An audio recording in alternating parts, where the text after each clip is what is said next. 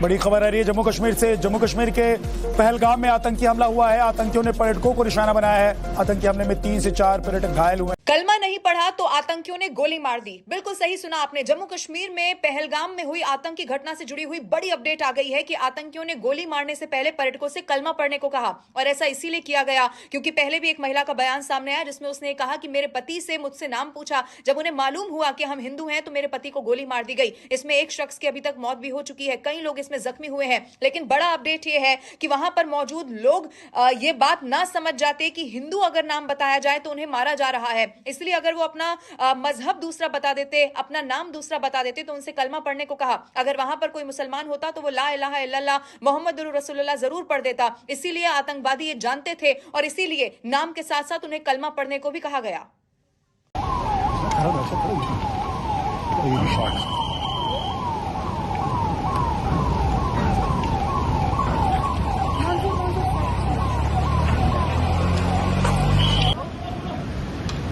आजा आजा आजा।